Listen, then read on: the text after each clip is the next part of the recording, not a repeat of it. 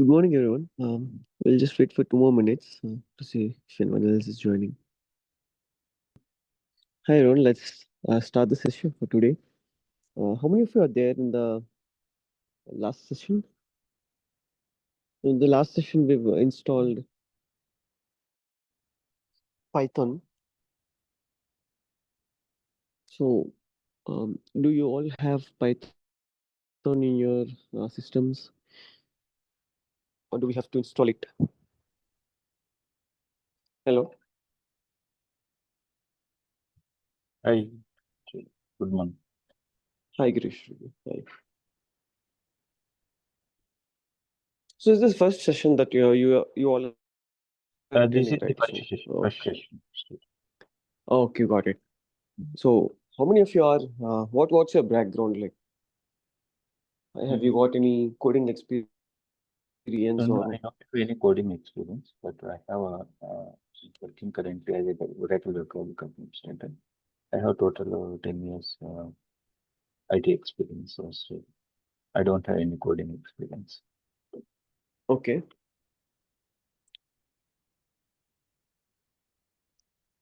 So I am planning to upgrade my skills. Got it. Yeah.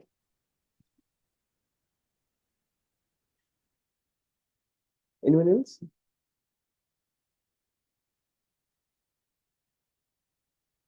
Anyone else has got some experience on coding or something?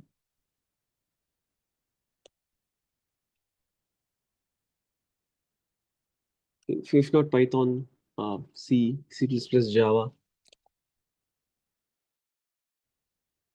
So the reason why I'm asking this is, so if not Python, there are other languages like C++, Java, where it's a very difficult to learn that language. But whereas Python, it's very easier to learn. It's almost like English. And if you know the logic, like if you can think logically and if you can speak in English, then most of the Python is already known. The rest is just the libraries that you have to understand and the syntax. So it's that easy.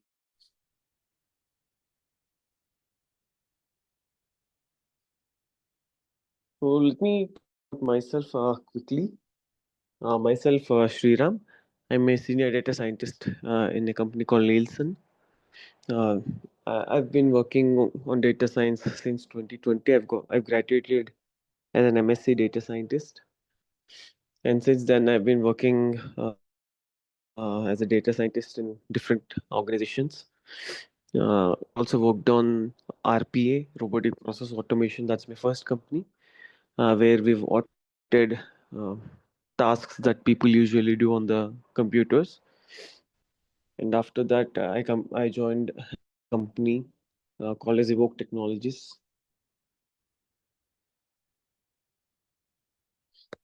Yeah, I joined another company called Evoke Technologies, where I've also done React.js, Python, APIs, Flask. So there's a lot in Python that we can learn. And apart from those full stack tech, I also worked on multiple model building using machine learning and deep learning. After which I'm currently working in a company called Nielsen, which is into media analytics. That's my first industry you see there. AI-driven sampling techniques and customer-facing bots, incentive optimization. So these are some projects that I'm working on currently. Yeah, I got 5+ years of experience in IT industry and 2+ years of expert training and mentoring, uh, especially the students and professionals, the science field. And that's me on the right. I'm Sriram. Can you go to next slide, ma'am?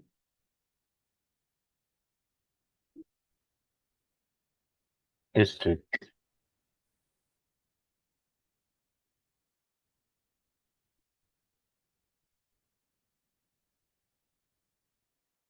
Yeah. So this is just a small slide for us to understand yeah, how much internet adoption has happened by Jan 2024. And you can see Southern Asia is still at 51.5% in 2024. And this year, it got increased to 58.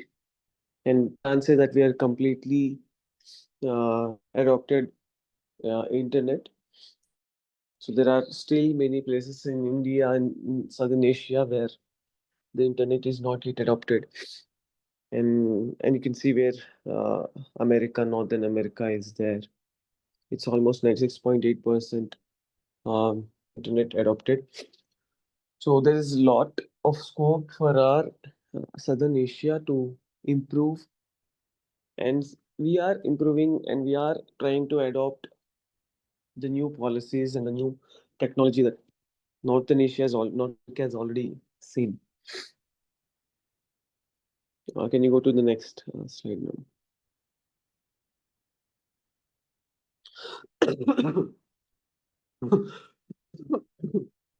Sorry, my throat is bad. So, who's the data science? So, when we talk about generative AI, agentic AI, and all these big words, so what's the baseline for this? So, the topics that you learn, everything are for a data scientist. So, a data scientist is a role where you'll be called as a scientist even without having a PhD, right? You don't have to do any PhD uh, to get this in your job role, right? So that's one cool thing.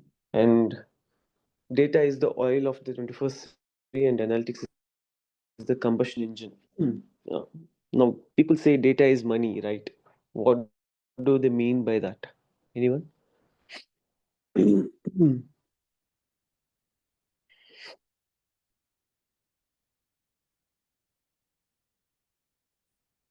I say data is oil and data is money, so what do I mean? What do people mean by saying that? Why is why is data money?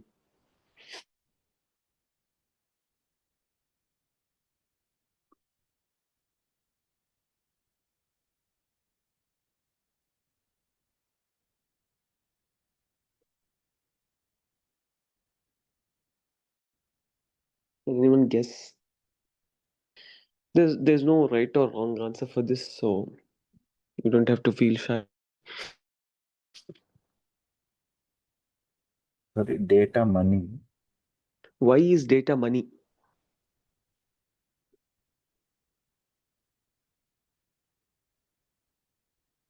data mining, No.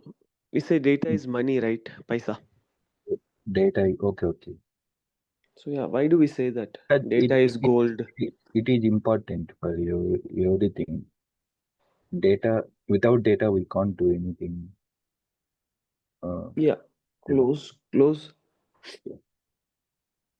Yeah, your answer is close. Um, in the previous slide, we've seen how much internet have we adopted as Southern Asia. Let's say India itself is 51.5%. So there Yes, 51. is internet in 50% of our India, right? And people have heard about these big data, machine learning, deep learning, AI, and all this stuff since few years back, right? So let's say I've heard this machine learning and deep learning some 8 years ago about these words. Before 8 years or something, I was not aware of this machine learning and deep learning topics. Like I haven't heard of them. Maybe I'm not completely into understanding what's happening, what's the bigger picture, what's the tech that's going on. But once I just before 8 to 10 years, we've started hearing the words machine learning, big data, deep learning, and all. But since 20 years ago, people are working on machine learning stuff, right? So there are some libraries that are already built in Python. That means it's not a new topic for the world, right? We adopted it a bit slowly, like late. But whereas other parts of the world, they've already learned about this, they've already built some libraries about this data science topics and machine learning topics, whatever we are learning now. So there are people who've already learned this long ago. So what people started doing is they started saving the data into the cloud or in the databases, right? So every company and every organization, let's talk about a DMart. We all know DMart, right? It's a store, general store, whatever we want to, we'll buy there, right? They started putting all the products and the sales data, and they started storing it. So every DMart in the whole of India has some data. Like now they saved some data. So this is my stock, this is my inventory, and this is the sales data. This is how the sales are going every day. So everything they are storing it. So since they've stored it, say for 10 years or 15 years, now they have 15 years of data, and this data is valuable to them. Like this data is gold for them. And data is gold only if you know how to use it, right? I have data, but if I don't have people who can analyze it and bring some output out of it, there's no use of it. So that's where data scientists come, data analysts come, right? Are able to make the connection clear. Why this data scientist role or data analyst's role?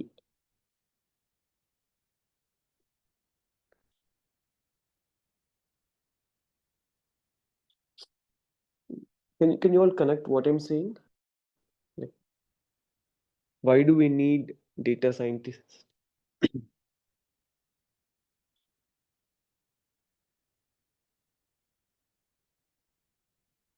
Yeah, as you can see in this slide, in 1985, operating systems came, right? OS. So that's the Windows we see on the laptops and systems. And later Excel came as a common tool. And then internet came. So what happened when computers came? What about the people who are doing the bookkeeping? What happened to them? Did they lose their jobs, or what do you think of that era where computers came in fresh?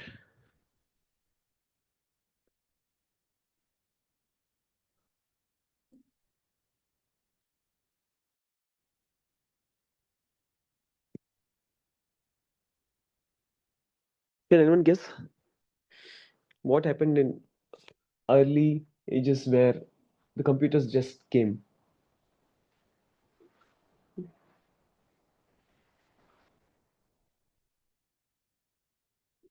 What happened to the people who does this bookkeeping? Have you heard of this bookkeeping? No straight. Okay, so this bookkeeping is basically whatever data now we are storing it in the systems, right? Previously, they used to write it in a book. They need to take out a physical book and a pen and then write down the information in the data. So that's the data for them. So when we ask for data, they open this book, they go to that particular page, that particular date, and then they'll come up with the answer. And that's how the data used to be stored a few years ago. Not few years ago, many years ago, right? When computers came into picture, what do you think happened to these people who used to write data in book?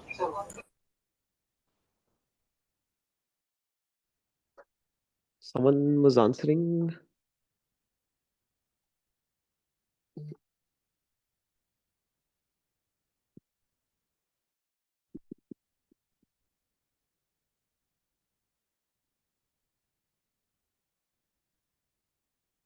So people started. Did they lose their jobs? What do you think will happen when something new comes into the market?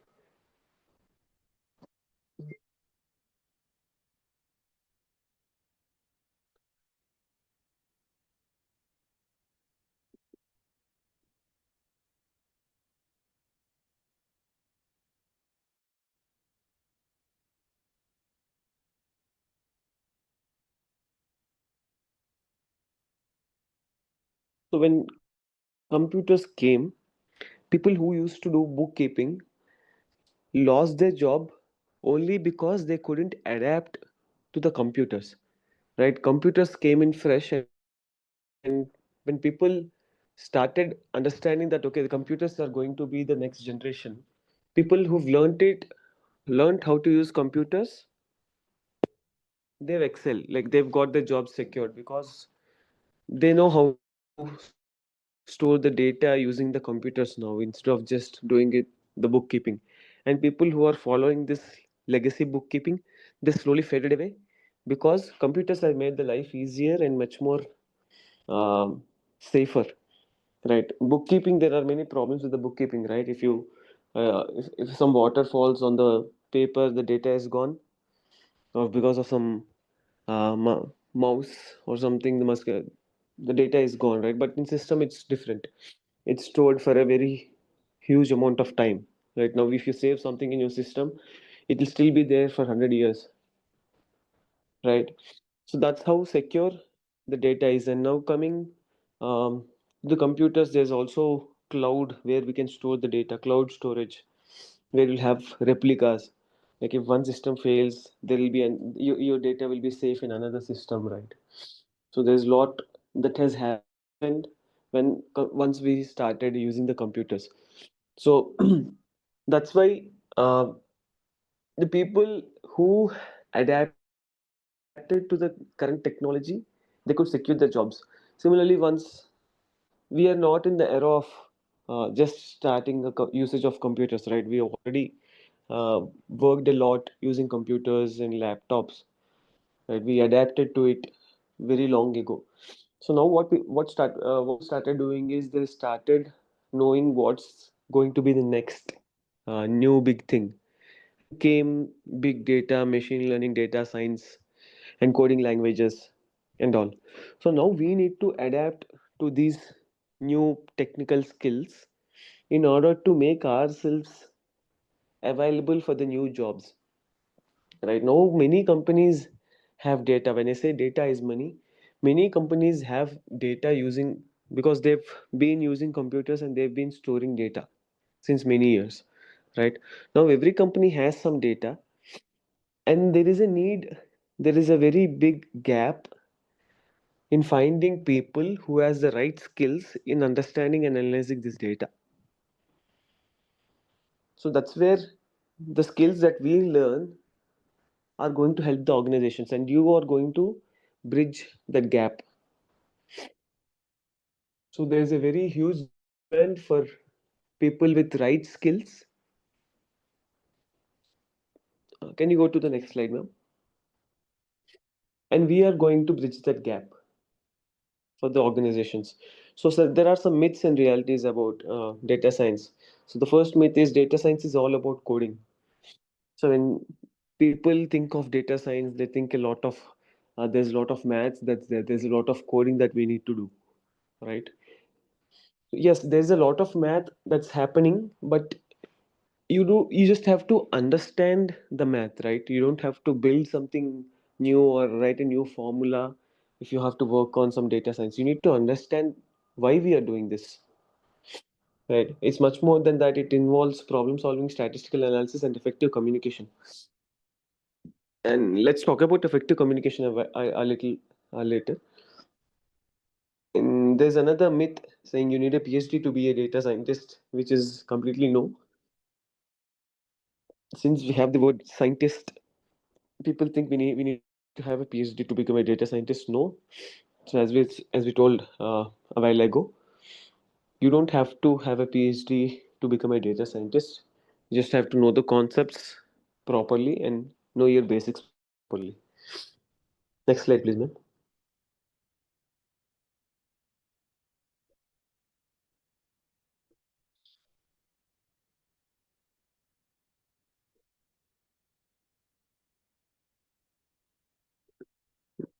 Yeah.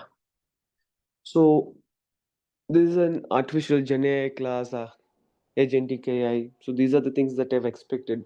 Why are we talking about data science? So if you see here, artificial intelligence has a subpart of machine learning. Machine learning has a part of deep learning, and there is also big data. And if you combine all this, that's data science. So when I say I don't want you to portray yourself as a just as a generative AI developer or agentic AI developer. When you portray yourself as a data scientist, you will be able to apply for many other jobs. Can you go to the next slide, ma'am?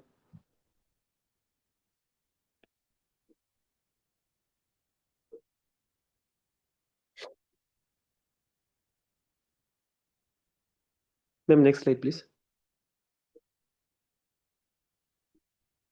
Yeah. So when you say if you're a data scientist, there are multiple roles where you can apply. Right? You can become a statistician, you can become a Power BI developer, data engineer, machine learning engineer, analyst, data scientist, big data developer, database administrator, business analyst, Gen AI developer. So there are multiple roles which you can apply once you finish this course, right? It's not just Gen AI developer that you will apply. So the course is structured in such a way you can also become a Python developer. I forgot to mention that there are multiple roles which I didn't mention here, yeah, which I couldn't mention. But yeah, so the ground truth is by the end of this course, you'll be able to apply for multiple roles. Say some math part and the statistics part of the whole course interested you. Like you want to explore more in that, you can become a statistician. You can apply for that. And or if you want to understand the business and analyze what happens in the business, take decisions, you can become a business analyst. So in machine learning interested you, and you can become a machine learning engineer, deep learning engineer. So there are multiple roles in. By the end of this course you will be mastering multiple topics, right? Whichever topic interests you, you'll be able to apply for that role individually. And if you want to work on multiple things, you can search for a data scientist job. Like you can work on machine learning, you'll also work on deep learning, you'll also be working as a business analyst. So when you say data scientist, whatever data the company is holding, they will provide it to you and they will ask you to analyze it and come out with a solution, right? So which fields can data science fit in? Like any field which has data, data scientist is needed there. So there is travel, there is marketing, healthcare department, there is banking, there is social media, there is sales, there is automation. So these are the particular industrial fields where you can fit in. Like these are the fields that we can think of, right? Technically, you see healthcare department, healthcare field, you can work as a data scientist in and you'll be working on medicine effectiveness, disease prediction, diagnostic analysis. And nowadays people are looking at the cancer using images and they're able to predict if a person is having cancer or not, or which stage of cancer he is in. So image processing, yeah, there are multiple techniques in finding out if a person is having a cancer or not, right? Um, and if you go to banking, claims prediction, fraud and risk detection, classification. So when nowadays we all search for loans, right? Home loan or personal loan. How do you think they analyze or decide whether to give the loan or not?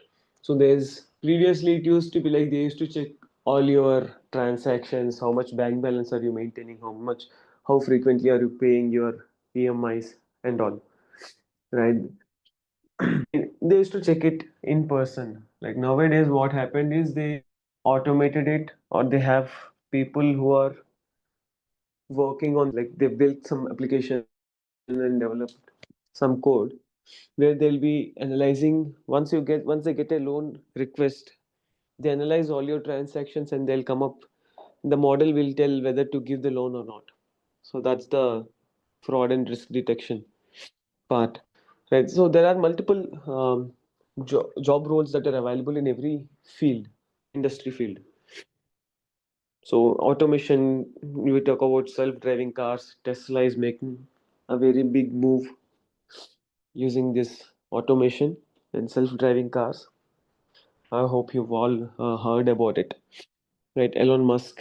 Uh, owner of it, is working on very much on automated cars, self-driving cars. So there are pilotless aircraft drones that have already come, and there are sensors, right? So people are adapting to the current upcoming technology, right? If we are not learning it, we'll be the people who will lose the job. Say now, I want to become a Python developer, and now we have ChatGPT, right? A company. Let's say don't know how to use ChatGPT. Okay, when a company, I'm working as a Python developer, and my boss asks me to write some code, write some logic, right? Usually, I would take around 1 day and 1.5 day to finish the code. But now, since ChatGPT came, I can just ask the question, right question, and then get the right answer, and I'll be able to finish the code maybe in 1 hour, right? So now, if I am not adapting to the upcoming technology, so I am not using ChatGPT, I don't know how to use ChatGPT in my work life, I'll be falling behind, saying, okay, I have a fresher with no experience, but he has knowledge on how to use the upcoming technologies, that's ChatGPT, and he'll be able to write the code for me. So I don't need 5 years or 10 years experience people like you who don't understand the current technology. So what they do, they choose the people with the right skill instead of having the people with huge amount of experience. So I have 5 years of experience, but I don't know how to use ChatGPT. I can write the code on my own. That's very good thing, but I need it quickly. And you sit and write the code for 1.5 day, and some new guy who just has experience on how to use ChatGPT can give it to me in 1 hour. Why would I come to you? Why would I need you? Right? They need people with the right skill and the upcoming skill. So we need to be in that stage where we are already learning the upcoming things. Right. So generative AI, agentic AI, prompt engineering. So these are the upcoming topics which are safe and secure if you're looking for a job. Next slide, please, ma'am.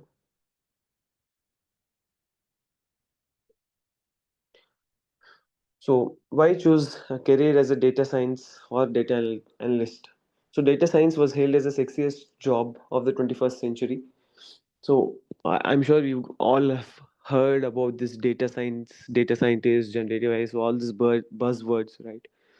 So, I'm sure that's the reason why you also joined this course, showed interest in joining this course, right?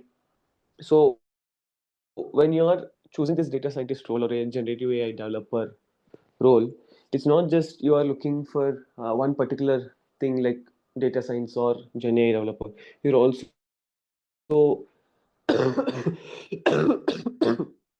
you're also embracing multiple logics like statistics, coding, right? There's a lot of math that's there behind. So you are embracing every other skill, and there are a few important factors why you should choose data science as a career.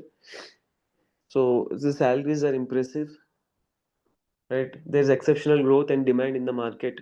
There are endless career opportunities, constant challenging work, or no boring work.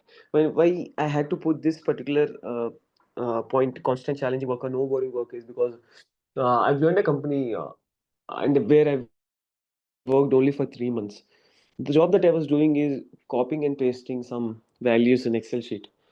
So in the beginning, what I thought, okay, I'm just doing this copying and pasting work, and I've got nothing else to do, so I can enjoy my office life. Like I was like this in this mindset for 2 months, and the 3rd month it started bothering me. Right?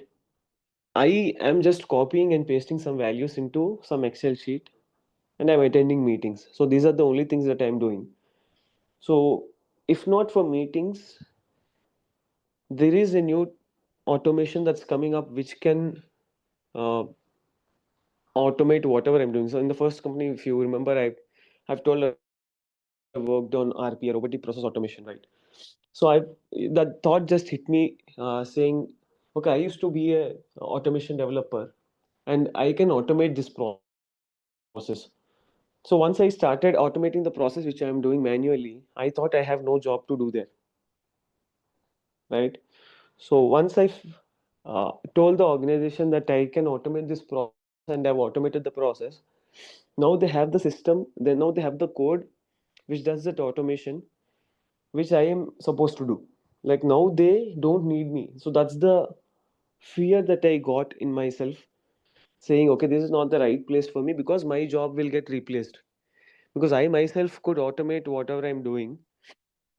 So my job is no more secure here. So that's when I jumped into another organization.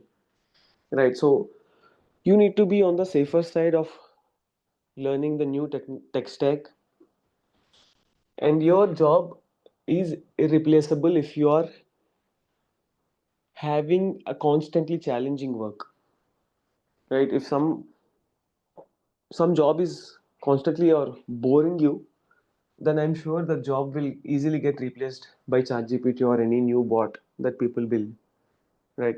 So if the only difference, main difference between what system does and what we do is the thinking part, right? We are known to thinking. We are known to using our brain and think logically, think in a new way out of the box. Systems can't do that, so that's where we excel. So we need to keep using this particular trait of ours, which is thinking out of the box, and then keep working on it. So what's the life cycle? You need to uh, understand the business. Say you've gone into a healthcare department, healthcare industry. So data scientists are needed there as well. So you need to understand what's the business, and then data mining. What do you mean by data mining? Why is it called data mining? Anyone?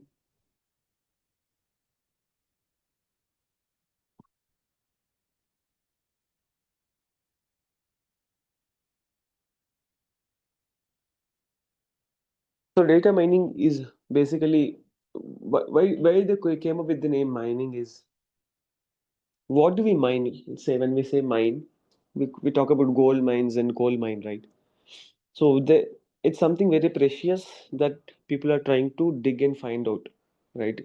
Similarly, when we say data mining, we have lot of data. We need to dig through the data in finding the gold, that gold. Like the gold here is the information that you can get out of the complete data. Right, so that's data mining and data cleaning. There's a lot of data and there is a lot of errors as well, right? So there are some missing values or there are some wrong values. So you need to clean all this data. You need to use only the data that makes sense to you. When I'm talking about cancer, uh, I want to predict if a person is having cancer or not. What I usually need is what's his age, what's his height, what's his weight. So all this demographic information makes sense to me when I'm predicting cancer, right? But what's the size of the house in square feet which I'm living in? So this particular data, say he's living in 1500 SFT's house. He's living in a 3 BHK. He's living in a 2 BHK. So this doesn't have any impact in understanding if a person is having cancer or not, right? So we need to remove such useless data when we are trying to predict something or use the data. So that's data cleaning, where you will be removing unnecessary data, or if you're providing the missing values. So data exploration comes here. So you need to understand what's the trend of the data, and there is feature engineering. As I told, we need to find out what data we actually need, and then we do predictive modeling. We do some modeling work on it, like create machine learning, deep learning models, and then data visualization comes in, where we'll be showing what we've done, right? Data visualization is very key part, because from business understanding till predictive modeling, so step 1 to step 6 is something that you do, and step 7 is something that you present. So when you get a job as a dentist or a Generative developer or whatever, so 1 to 6 is your job, If you have done 1 to 6 properly, that's not enough, right? Data visualization, you need to showcase or present what you've done to your higher authorities, to your boss.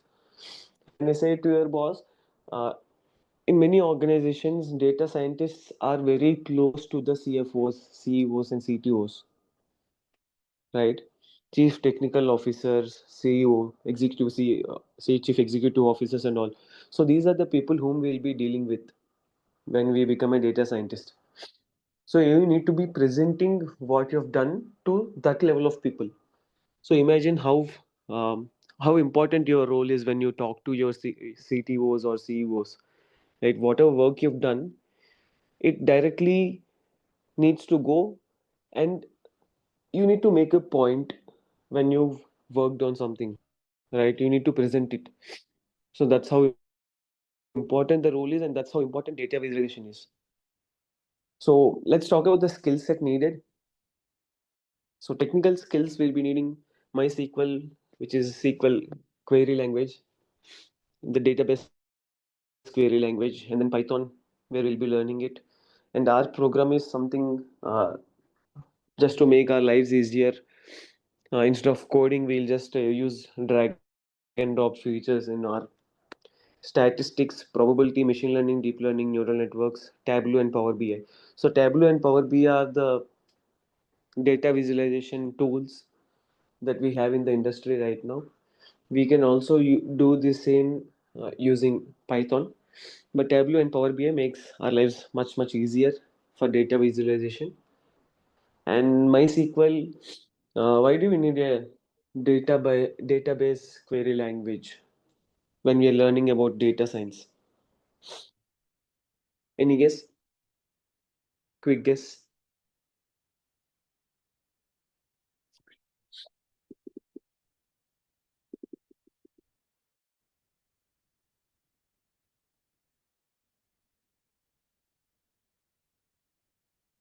Can you go back to the previous slide, man? Previous slide, yeah. So why do we need database query language MySQL? So when I said people started storing data since long time, so they are storing it in a database, right? So when you have to work on that data, you need to be able to extract the data. So that's why you will need MySQL in order to extract the data which are stored in the databases. So in MySQL, we learn about CRUD operations, CRUD. So it's create, read, update, and delete. So you create some data, you read some data, you update some data, and you delete some data in the databases. So this is the CRUD operations, and that's why you need MySQL for that. And most importantly, people only talk about technical skills, right? When you go to some other organization or you take up some course somewhere else, they say we'll teach you Python, we'll teach you MySQL, we'll teach you machine learning, deep learning, generative AI, prompt engineering. So all these technical things they boast themselves saying that we'll teach all this. But what we bring to you is the non-technical skills as well. So if you look at the non-technical skills, it's critical thinking, problem solving, communication skills, business sense, and storytelling. What do you mean by storytelling? Why do we need it to become a data scientist? Why is this very important? See, having skill set, technical skill set is only 60% of the job. Right? You need to have proper skill set. The non-technical skills is the 40% of the knowledge that you need to have, which people usually don't focus on. Right? Say, let's talk about storytelling. You build something like I've shown in the previous slide. There are 7 steps, right? So it comes to data visualization at the end. So 1 to 6 is your job. You need to understand the data, you need to clean it, you need to explore it, you need to build models and all. At the end, when you use the data, you come up with one solution, right? You come up with one final solution which you have to explain it to the people. You need to present it. So this presentation skill is very much important in convincing the right people to make decisions. So if you are able to tell a story using the data, then you've done your job completely. It's not just I'll build a model, I'll give it to the I'll give it to my manager and he'll take care of it. It doesn't work that way. So you're the one who worked since the beginning, right? So you understand the whole process and the whole data properly, and you come up with a data visualization. You come up with a presentation. So your presentation should be so convincing. At the same time, it also needs to be clear, right? So if you are able to tell a story out of the data, then you've done your job completely. So having the technical skill set is only 60% of the job, whereas non-technical skills is the rest of the 40% that we also have to focus on. So in particular, in my course, I usually will not just be going through the technical skills. When we learn Python, I will ask you guys to think. So there comes the critical thinking, problem solving, right?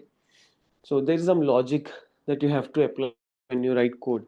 There are multiple ways to there are multiple answers for one particular question in Python. Like there are multiple ways you can answer it. So I want you all to think and solve the problems, right?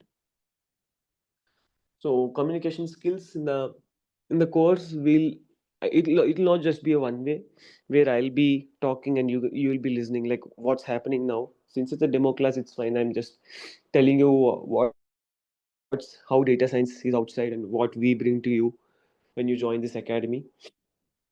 So it's a one way traffic for now, where I am speaking continuously and you all are listening. But in classes, it's not going to be this way. It's everyone who will be talking, right? It's not just me.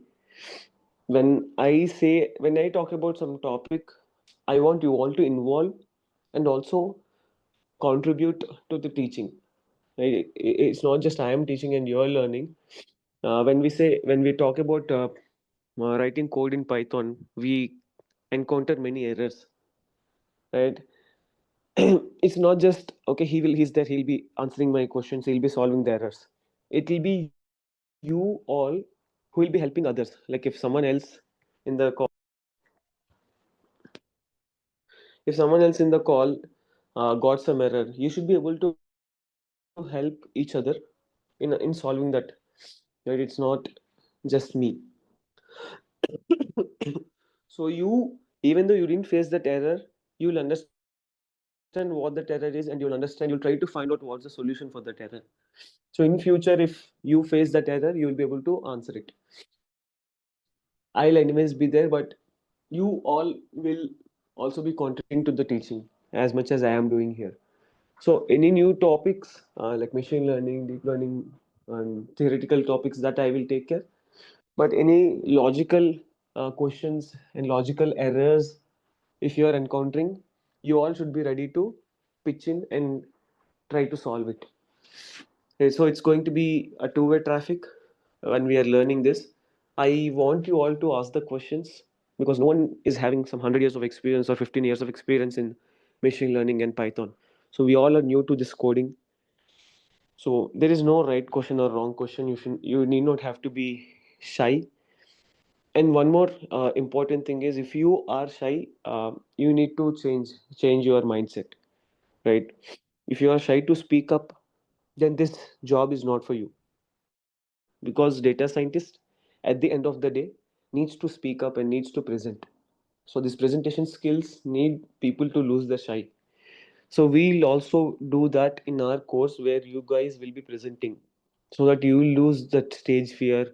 You will lose the feeling of shy to speak in front of people, right? Can you go to the next slide?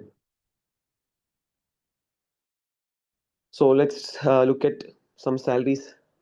So data scientist salary by India on an average is 10.8 LPA, and this grows as we have good amount of experience.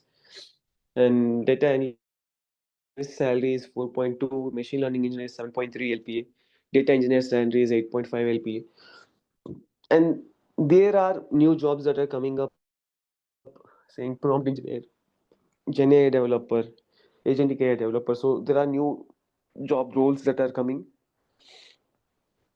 and there is a lot of scope for a person with the skill set of what we are teaching in this course has. If you go out, you can become a machine learning engineer, and you can see what's the average salary of it. You can become a data scientist.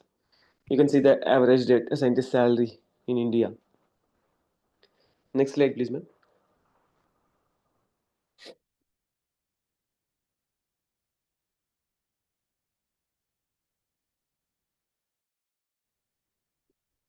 Ma'am, can we go to the next slide, please? Yeah. So, when I say relevant degree, let's look at it from bottom to top. So, relevant degree. So, what's the path for this data science? Is you have relevant degree, you become a junior data engineer or junior data analyst or junior business analyst, and then you go to data analyst role and then big data engineer role and then become a data scientist.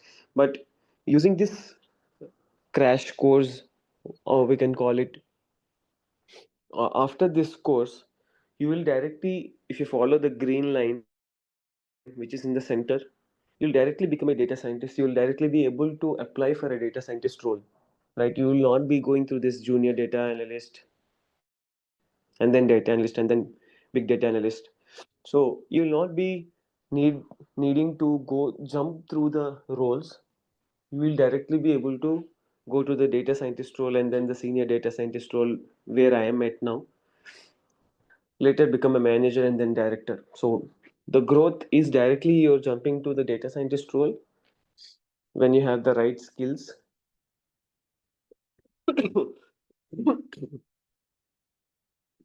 And then you will be able to grow from there. The only motivation for us all is, for even for me right now, I need to be uh, keep myself updated, right? I'll not say I know maths, I know statistics, I know Python coding. That's it. I'll not learn anything further. I can't. IT department, it doesn't work that way. The software engineer job that you're seeing, software job basically, it doesn't work that way. There are new things that are coming up every now and then. So very frequently, you need to keep yourself updated. Like I am a C developer. I can't stay as a C developer for so long. There are new things that came up. C came up, C sharp, Python, Java. So there are new languages that came up where I need to adapt in order to get new jobs or make my job secure. So our only motivation is to save our jobs or find new jobs, find such a jobs which can't be replaced by bots. Say, as I told, I want to write some 100 lines of code. ChatGPT, if you ask the right question, ChatGPT will be giving you the answer, giving you the code. So your job is no more secure when ChatGPT can do that. So what you can bring to the table uh, by thinking out of the box, by applying new techniques, so that makes the difference. Right? ChatGPT can't analyze the complete data and predict what's happening. So if you look at the stocks, like National Stock Exchange, Sensex, and all the stuff, people invest money right in stock. So you can analyze what's the trend, previous year's trend of one particular market, and you'll be able to say if this is going high or low today. So if you're able to predict that after this course, if you're able to predict that, you don't have to find a job as well, right? You can make money out of this. You use the previous data of one particular market, use your machine learning skills in forecasting or predicting. Say you'll be able to find out, okay, this is the right market, this is the current market which I can put my money in because this is going to grow in the coming day. So you can invest your money properly and make money out of it, right? Even that's one scenario where you'll be able to make money after learning this machine learning and all. So I hope you're able to connect the dots, whatever we've spoken till now. So I'll stop speaking. I'll keep it open for any questions. For generative AI, you need to learn the data science is mandatory, Sreeram. You have to start with the data science. Yes, sir. Ma'am, can we go above, please? Fifth or sixth slide. One more. Uh, Keep going, ma'am. Uh, Down, down, more down. Still, still. Yeah, that's right. So data science is multidisciplinary. So when we say artificial intelligence, Gen AI, right? AI is nothing but artificial Yes. intelligence. So Gen AI, agentic AI is everything part of artificial intelligence. So the core of artificial intelligence is the machine learning, right? And the core of machine learning is deep learning. So deep learning is a part of machine learning, and there is big data. And this data science role, whatever I am talking about right now, is a mixture of all these things. So you want to become a generative AI developer. If you want, you can just focus on becoming a generative AI developer, but you need to be understanding these skills as well, right? Since AI uses machine learning, AI uses deep learning, it's good for us to understand the ins and outs of machine learning and deep learning as well. And now you'll not be just be able to apply for a Gen AI developer, you'll also be able to apply for a machine learning engineer, deep learning engineer, big data developer. uh, did I answer your question, sir? Yes, yes, yes. Yeah. Thank you.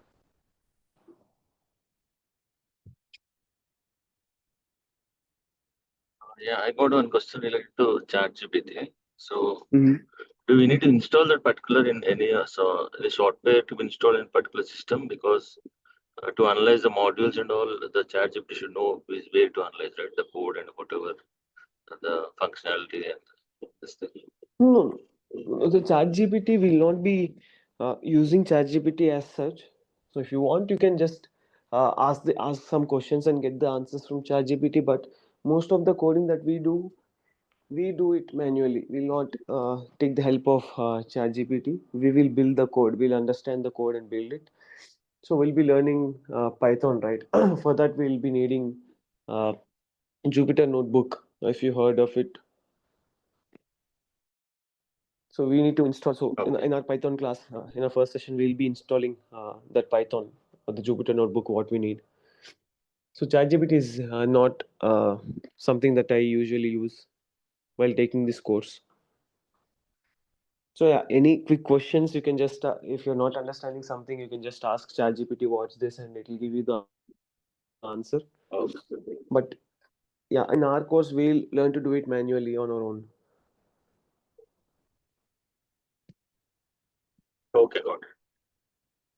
Yeah. The reason I'm asking because if I'm using Azure DevOps or whatever the other functionality like biceps and this thing. So in that Mhm. case, if I don't understand the functionality, then it asks as a mediator, right? That ChatGPT, it's not like it will go into system and analyze the code and No, this no, thing. no, it doesn't do that. Yeah, okay, Yeah. good, good, good. So, and mainly, that's a good question actually. So, mainly, in the new companies, right, new organizations, ChatGPT is open for us right now. You can just pay 2,500 and you'll get the premium version of ChatGPT. Why do you think people won't give the data to ChatGPT? Right. Data is money, right? They don't want to sell their data. They don't want to make the data open for everyone. Right, so that's the reason why people don't directly say this is my data. Now you analyze what's the trend. Give me the prediction. So people won't say it because their data is important to them. So they need to keep the data securely. So we can't just use ChatGPT and then predict. So that's not going to happen in the outside world. So if this is a myth that many people has, so now ChatGPT came into picture, our jobs are no more secure. It's not like that. So you need to bridge that gap between using the chat GPT the right way and building the models on your own. Okay, thank you. Yeah.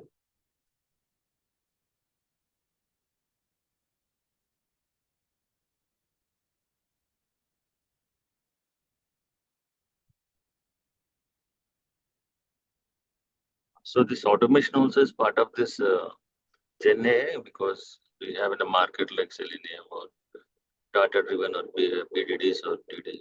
So Yeah, automation, you can focus on automation. If you are interested in going it's like towards that helping field. tool, right? So it's just like an additional tool on the Gen AI, right? So it's like you need to have this cap and we need to understand where we can able to help get from this Yes, exactly. AI, Yeah. right? ChatGPT is not fully Gen Chat. Oh, oh. Yeah.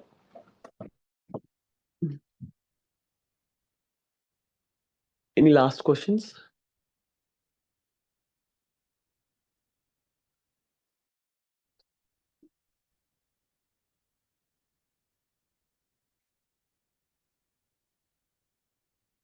So if you are thinking, so I'm completely new to this particular field, will I be able to excel in this or not?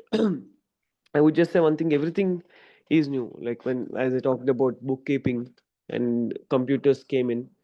So computer is new for people, but people who adapted to it could save their jobs. People who didn't adapt to it lost their jobs. Like the way people started working changed.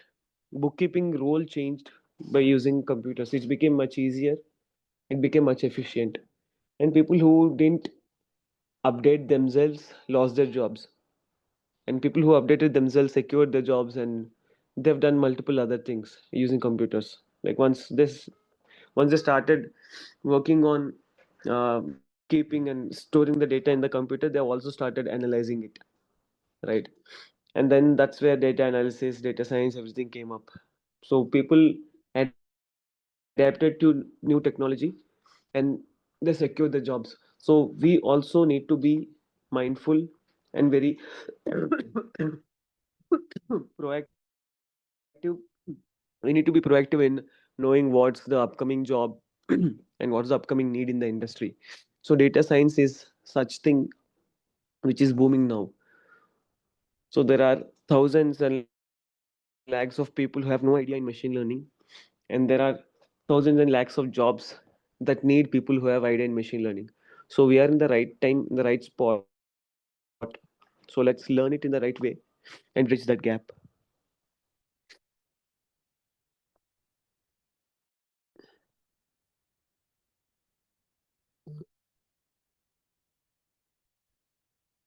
So in this course, we'll get exposure to any data analytics like SAS or any tool which able to clinical analysis like that. Clinical analysis. So you'll not be using any tools as such, because tools will only make our lives easier. We want to, if you when you are working, you can make your life easier. But when you're learning it, I prefer learning it the hard way. Prefer learning it by coding it yourself. So you will be Okay. building the models. You will be doing the Python and the machine learning code. You'll be understanding the theory of it, and then you will be implementing it. So whatever a tool does, you will be building the tool when you're learning it the hard way. So now it's not just using the tool, you're also building it. So you can make it much more efficient, and you can build something new out of it when you learn how to build things. If you know how to use things, then it's fine. You are up to some extent of knowledge, but when you are building the same tool, it gives you another level of experience. That you're not just using it anymore, you are building it. Yeah. Okay.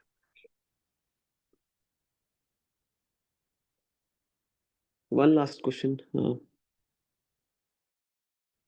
I would take.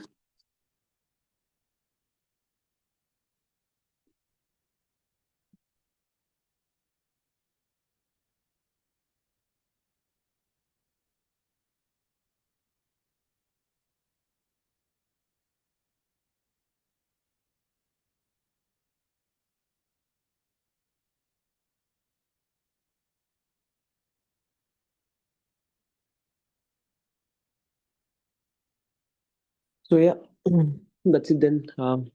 Thank you everyone. So let's meet soon in the class should you choose to take up this course. And you can reach out to Aarti ma'am or Padma ma'am if you need any further information. So thanks everyone. Have a nice day. Bye. Thank you, sir.